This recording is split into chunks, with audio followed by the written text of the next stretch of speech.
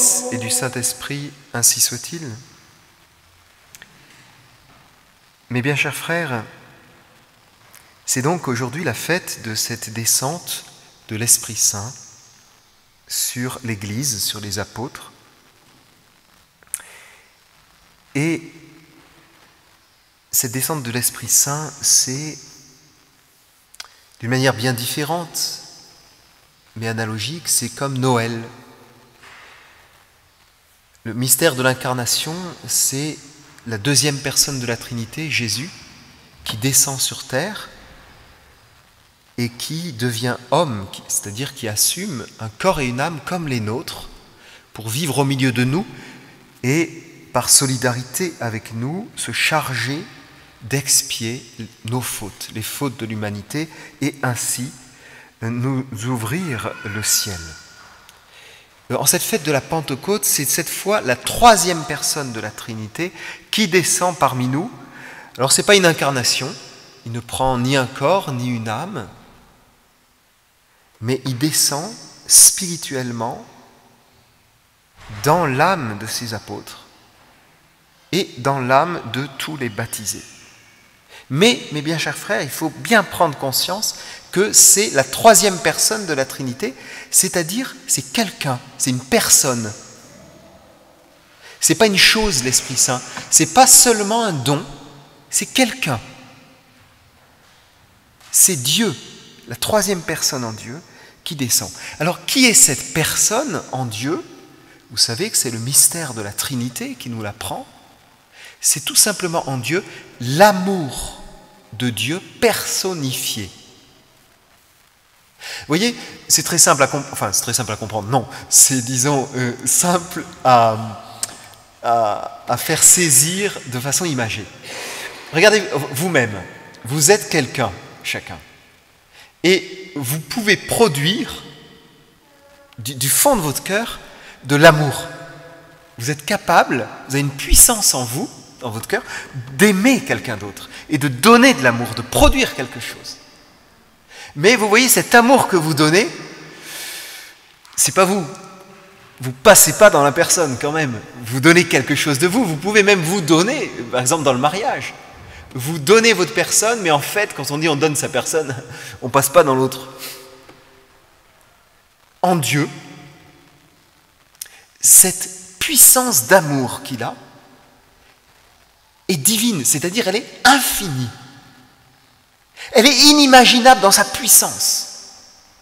Et l'amour qu'il donne, le bon Dieu, c'est tellement infini que c'est un amour qui devient substantiel, qui prend consistance, et qui devient une personne. Alors on ne peut pas imaginer ça pour nous, on ne voit pas ça dans les êtres humains. On voit quoi? On voit des gens qui sont capables d'aimer tellement, qui vont donner leur vie pour quelqu'un d'autre. Mais donner sa vie, en fait, c'est pas faire passer sa personne dans l'autre. Eh bien, en Dieu, c'est ça. Et c'est pour ça que c'est une personne en Dieu, l'Esprit Saint. Donc on dit, en Dieu, l'Esprit Saint, c'est l'amour personnifié. C'est l'amour du Père pour le Fils et du Fils pour le Père. Cet amour mutuel. Et c'est tellement fort que Saint Jean, dans son évangile, dira « Deus caritas est ». Si on veut définir Dieu, on dirait « Dieu est la charité ». Cet amour personnifié. Eh bien, c'est ce quelqu'un-là qui veut descendre en nous. C'est-à-dire, vous voyez, c'est cet amour puissant que Dieu a entre le Père et le Fils pour lui-même, c'est cet amour-là qu'il veut nous communiquer. Il veut remplir notre âme de cet amour infini. Et alors, pour bien le saisir, l'Évangile nous dit l'Esprit Saint, c'est l'Esprit qui anime l'âme de Jésus. Autrement dit, si vous voulez connaître cette personne qui est l'Esprit Saint, il faut regarder Jésus. Et l'Esprit de Jésus, c'est l'Esprit Saint. Évidemment, puisque Jésus, c'est la deuxième personne de la Trinité descendue sur terre. C'est-à-dire, c'est le bon Dieu. Donc ce qui est dans l'Esprit de Jésus, c'est rien d'autre que l'Esprit Saint. Alors si vous voulez connaître l'Esprit Saint, eh bien regardez, ouvrez votre évangile. Et vous allez y découvrir, à travers tous les actes de Jésus, tous les regards de Jésus, toutes les paroles de Jésus, vous découvrez ce qu'il y a derrière. Quel est l'esprit qui anime Jésus, qui le pousse à faire ses miracles, à faire ses guérisons, à faire ses pardons du péché, à faire même des fois ses actes de force, ses actes de reproche. Derrière tout ça, l'esprit qui est là, c'est l'Esprit Saint. La raison qui motive tous les actes de Jésus, c'est l'Esprit Saint. Il y a un beau livre qui a été écrit sur ce sujet qui s'appelle « Le mystère de Jésus ». Ce livre-là a été écrit par Monseigneur Lefebvre, « Le mystère de Jésus ». C'est un livre spirituel dans lequel Monseigneur Lefebvre nous montre très bien que, selon la doctrine traditionnelle, évidemment, que la personne de Jésus est entièrement habitée par l'Esprit de Dieu. Et même Jésus, dans ses actes humains, quand il mangeait, quand il buvait, quand il portait un regard à droite et à gauche, c'était entièrement sous l'impulsion de l'Esprit de Dieu.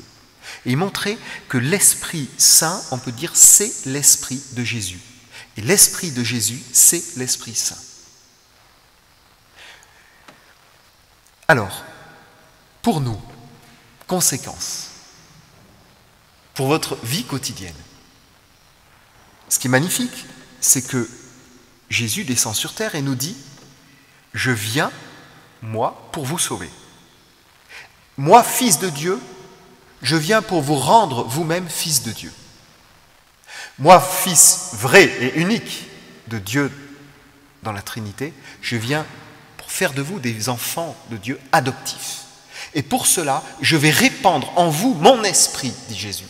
Et l'esprit que je répandrai en vous, c'est l'Esprit Saint. Et voilà pourquoi je viens, pour que vous soyez baptisés de l'eau et de l'Esprit Saint. Et celui qui sera baptisé de l'eau et de l'Esprit Saint, dit Jésus, aura la vie éternelle en lui. Ainsi donc, concrètement pour nous, ça veut dire que l'Esprit Saint, l'Esprit qui habite Jésus, c'est notre esprit.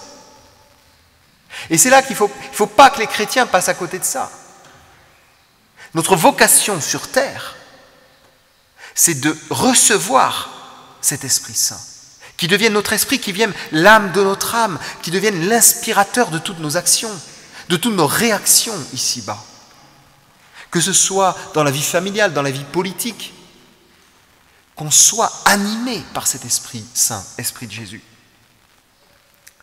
Et alors, eh bien, pour nous faire comprendre, les apôtres qui ont reçu en ce jour de la Pentecôte cet Esprit Saint, veulent nous le faire saisir en disant « Ne vous méprenez pas, catholiques ! L'Esprit que nous avons reçu, nous, le jour de la Pentecôte, Dieu veut vous le donner. »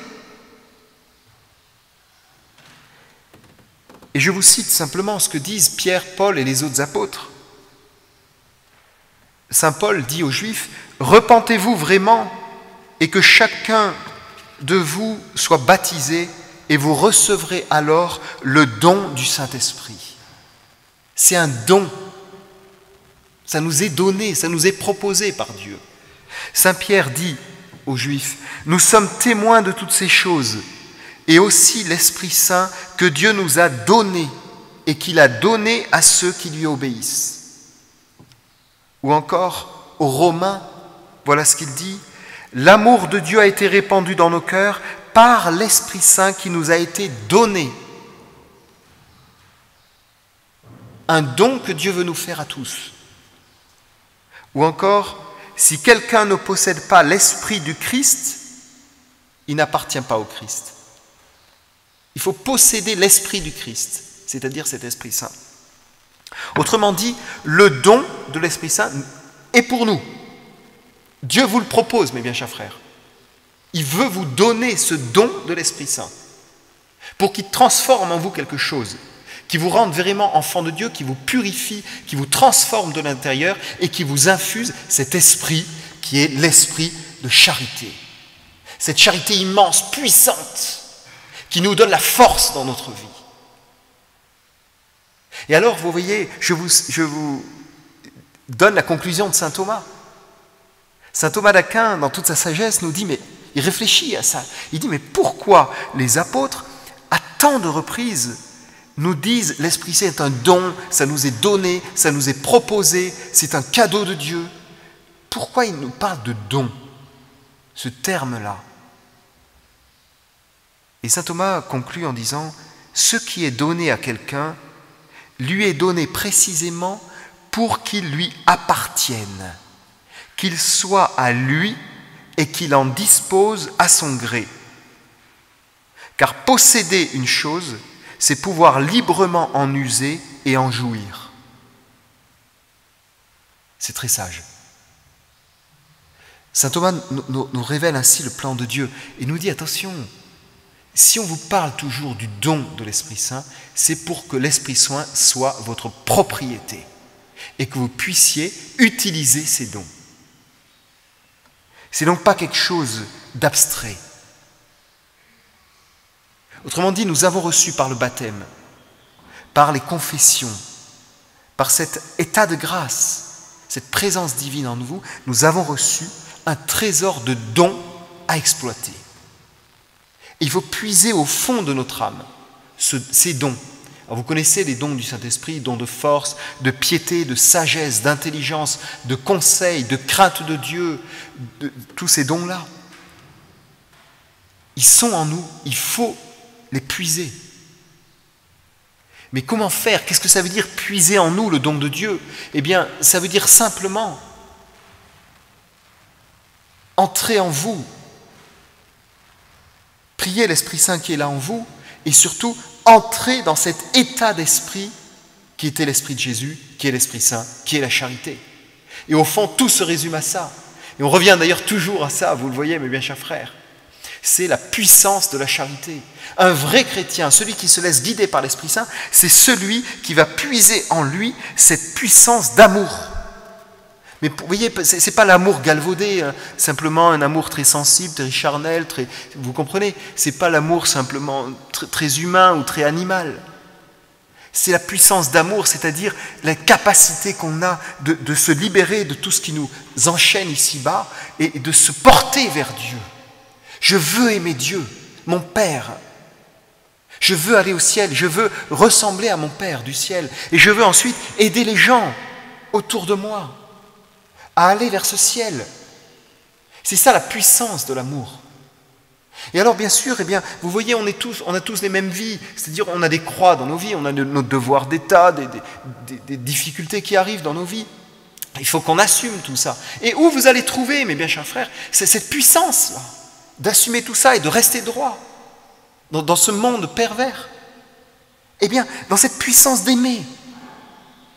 Et je vous assure, mes bien chers frères, c'est à ça qu'on reconnaît un vrai chrétien. Ne nous trompons pas, et ce n'est pas très compliqué. Puisez en vous, demandez dans vos communions cette puissance d'aimer. Et je conclus, mes bien chers frères, en me tournant vers vous, séminaristes, et même vous, frères, ne vous trompez pas. Plus tard dans votre vie, il est facile quand on est prêtre même de se tromper, de se faire illusion, de passer à côté de notre vocation. Notre vocation, c'est d'aimer. Et vous comprenez ce que je veux dire ainsi, c'est d'aimer avec l'âme de Jésus, avec le cœur de Jésus.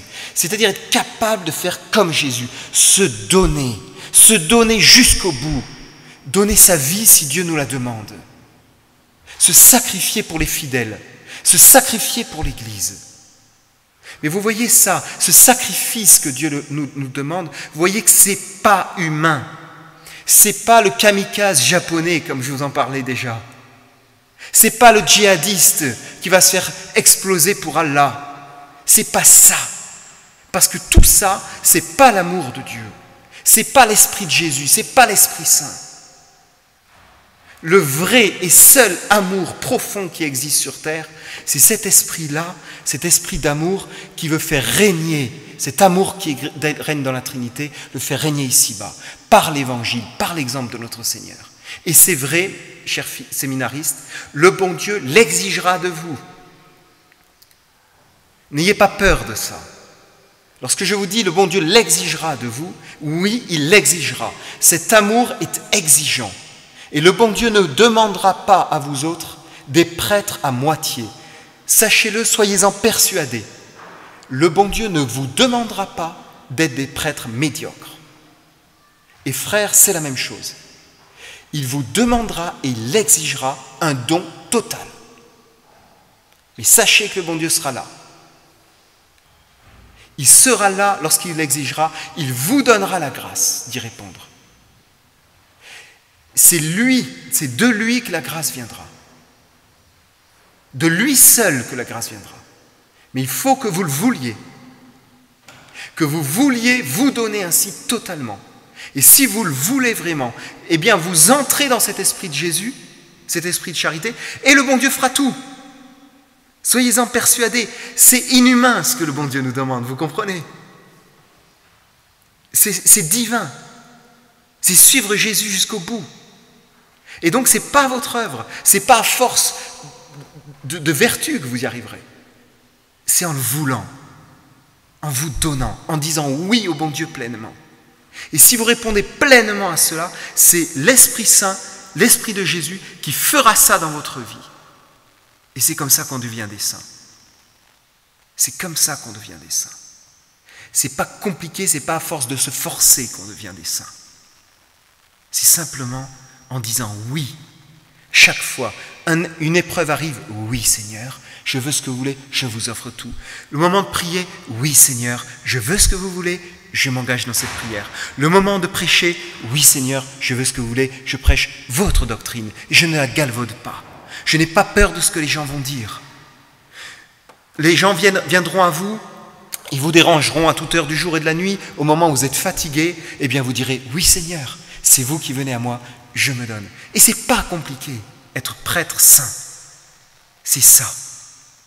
Et vous verrez, le bon Dieu fera de grandes choses si vous entrez cela. En cette fête du Saint-Esprit, prions donc pour l'Église. Prions pour nos prêtres. Priez pour votre pauvre serviteur qui vous prêche en ce moment ce qu'il ne sait pas faire.